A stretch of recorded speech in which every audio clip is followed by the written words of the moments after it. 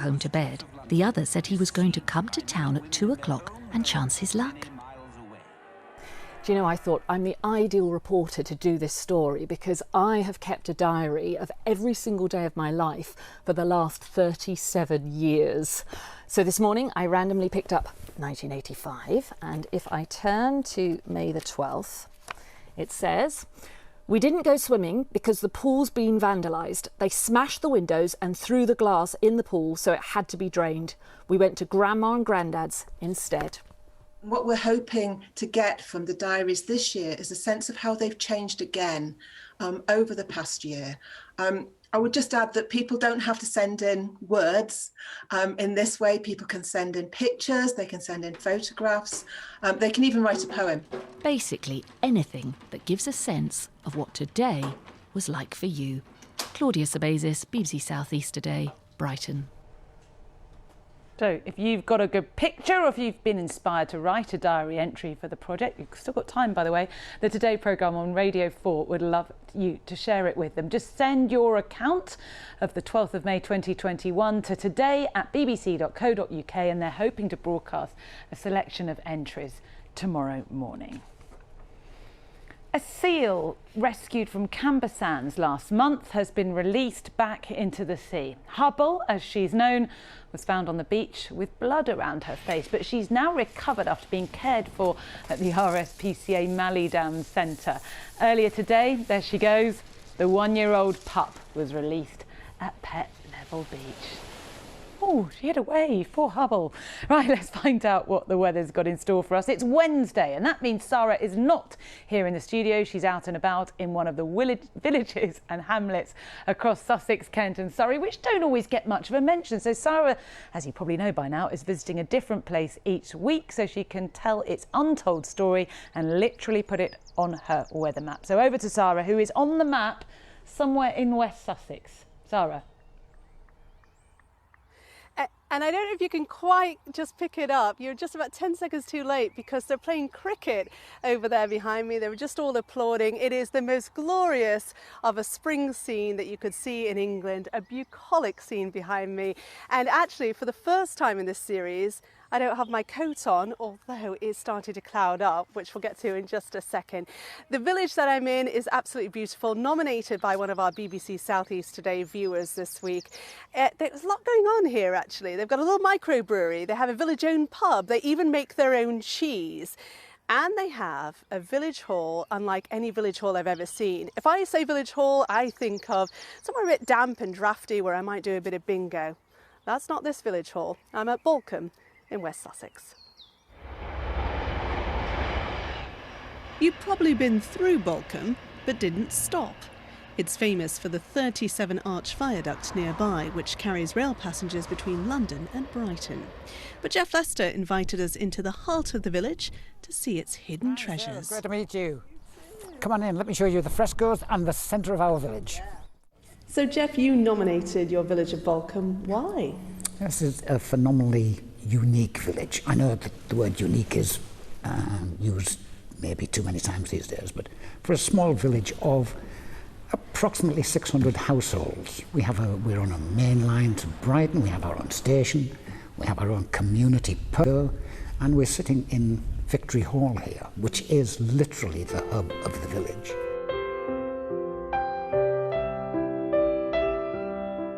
And what a village hall!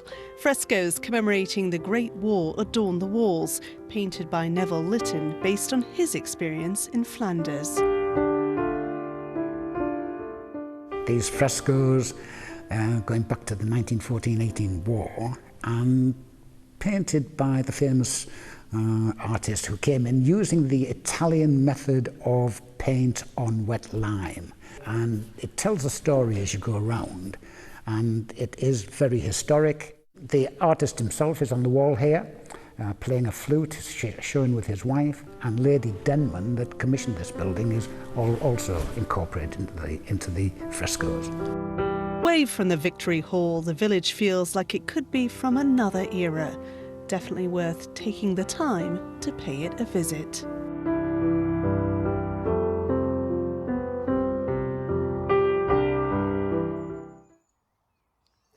Absolutely lovely. Everyone here has been so friendly, and our thanks to Jeff for nominating the village. Of course, we want to hear from you if you want us to come to your village or hamlet too.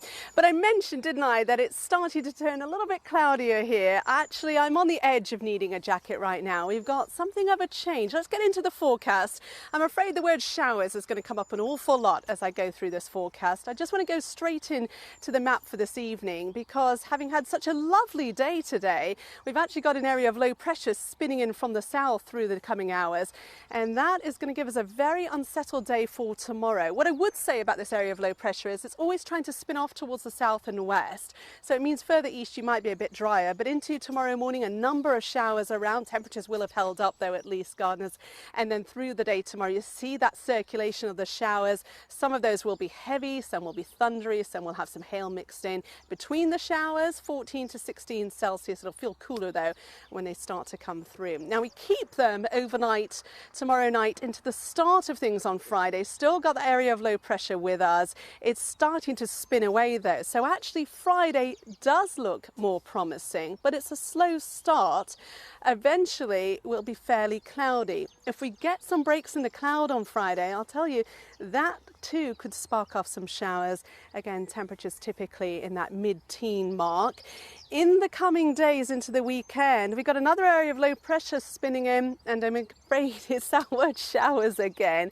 Here is my little tip for you for the weekend. We'll often be dry in the mornings. It's in the afternoon when the sun comes out, gets to work on the atmosphere, sparks off those showers. They'll be heavy and thundery, but there'll be those sunny mornings. That's the time to make the most of, Natalie. Go and get your coat and enjoy that cricket match, Sara. Thank you.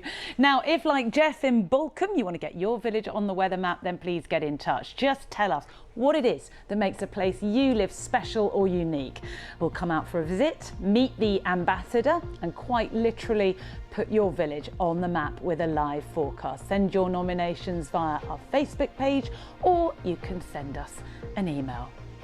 That's it from us this evening. Chrissy will be with you for the late news. Have a very good evening. Bye-bye.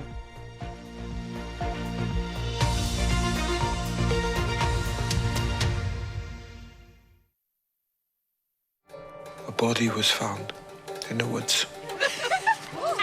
It's my son.